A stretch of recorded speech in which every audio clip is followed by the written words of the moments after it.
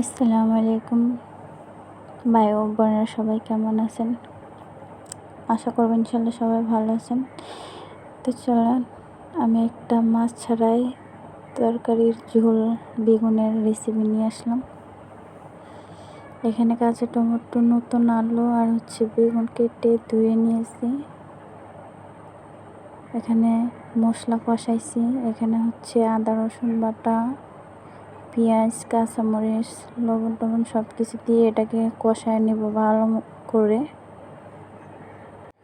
ভালো করে কষানো হলে এই তরকারিগুলো ওখানে ঢেলে দেব। কষানো কিন্তু হয়ে গেছে।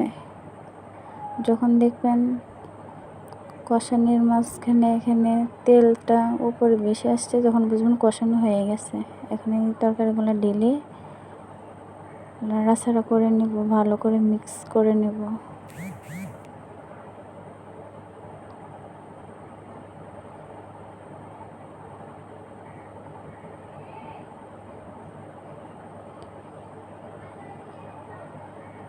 তরকারির কালারটাও কিন্তু সুন্দর ছিল অনেক।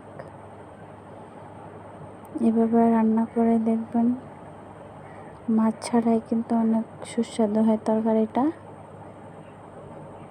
তো বাসায় ট্রাই করে দেখবেন।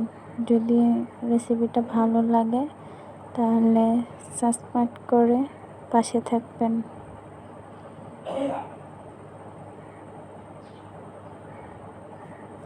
আমি ঝোল দিয়ে নিছি।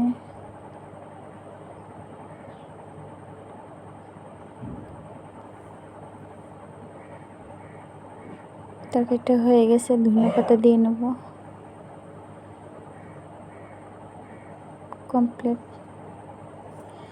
ভালো লাগলে সাবস্ক্রাইব করে পাশে থাকবেন। ওকে, আল্লাহ হাফেজ, ভালো থাকবেন, বাই বাই।